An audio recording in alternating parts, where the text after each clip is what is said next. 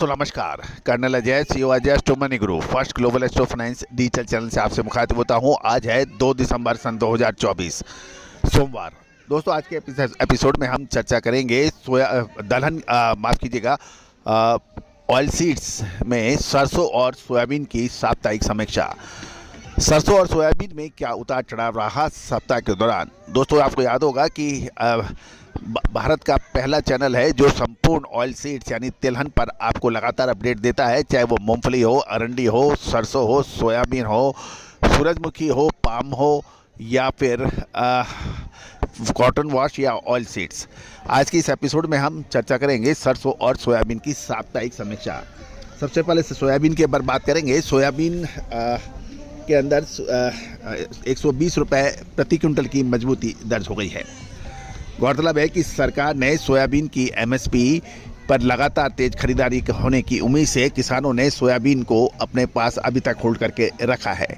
जानिए रिपोर्ट विस्तार से। साथ साथ एक विनम्र अनुरोध, यदि आप हमारे चैनल पर नए आए हैं, पहली बार आए हैं और अभी तक सब्सक्राइब नहीं किया है तो चैनल को सब्सक्राइब करना बिल्कुल ना भूलें।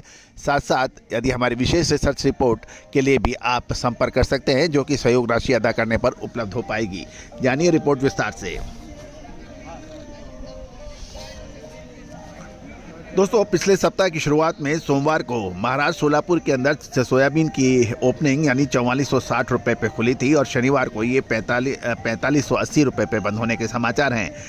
पिछले सप्ताह सोयाबीन की मांग बनी रहने के कारण 120 रुपये प्रति क्विंटल की मजबूती दर्ज हुई।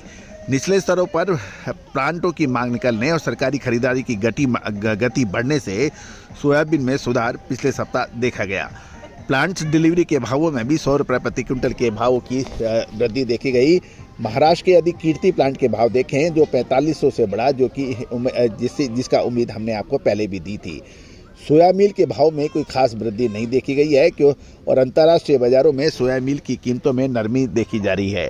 साथ साथ DDGS जैसा विकल्पों ने सोया DOC की मांग को कमजोर कर दिया है। अर्जेंटीना और ब्राज़ील ने इस सीज़न में रिकॉर्ड सोयाबीन के उत्पादन का अनुमान लगाया गया है। ऐसे में घरेलू बाजार के लिए ये एक सुविचारणीय विषय बन सकता है।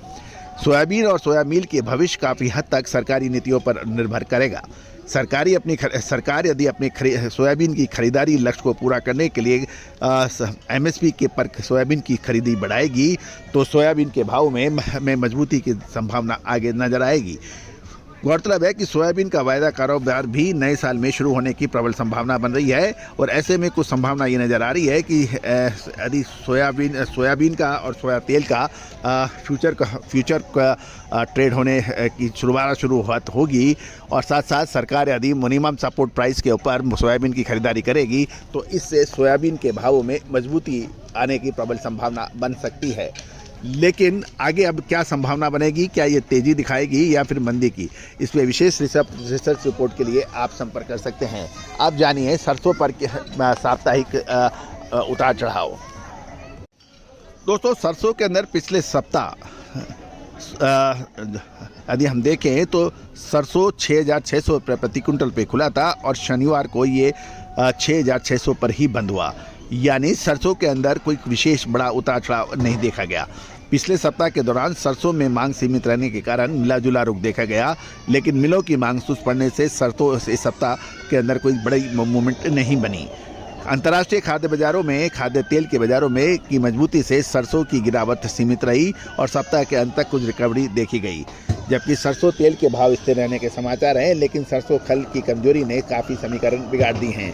सरसों क्रशिंग में डिस्पैरिटी के चलते फिलहाल ऊंचे भाव में खरीदारी से लोग बच रहे हैं। वहीं सीड की सप्लाई टाइट होने के कारण मिले स्टॉक जमा करने के लिए काफ़ी मोलताव करने के समाचार मिल रहे हैं। सरसों खल के भाव पिछले सप्ताह 50 रुपये प्रति क्विंटल की गिरावट दर्ज की गई है। नाफेड ने भी लगभग 10 लाख टन सरसों बेचा है, जिसके बाद नाफेड और हाफेड के पास कुल 14 से 15 लाख टन सरसों का शेष स्टॉक बचे रहने का अनुमान है। राजस्थान गुजरात ने सरसों की कमजोर बिजाई के कारण सरसों उत्पादन अगले सीजन में घटने का अनुमान लगाया जा रहा है। यदि जानकारी के मुताबिक बिजाई को देखते हुए सीजन के अंदर 10 से 15% उत्पादन घटने की संभावना जताई जा रही है। सीमित सप्लाई और उत्पादन में गिरावट के चलते लंबी अवधि के अंदर सरसों का अभी जो रुख है वो अभी भी अनसर्टन बताया जा रहा है, लेकिन अभी भी सरसों के उत्पादन को लेके अनुमान जताना बिल्कुल नाकाफी होगा। दिसंबर 15 तक सरसों की बिजाई के संपूर्ण आंकड़े बाज़ारों में उपलब्ध होंगे, तब हम आपसे दोबारा अपडेट करेंगे। दोस्तों, कुल मिला के पिछले सप्ताह खाद्य तेल एवं तिलहन बाज़ार में कोई बड़ी मूवमेंट देखने को नहीं मिली। दोस्तों, हमारे एक विशेष एपिसोड के नवंबर महीने में खाद्य तेलों का ज़बरदस्त आयात हुआ, उसके ऊपर हमारा एक विशेष एपिसोड है, उसको भी आप देखना बिल्कुल ना भूलें। All the very best, good luck, happy trading.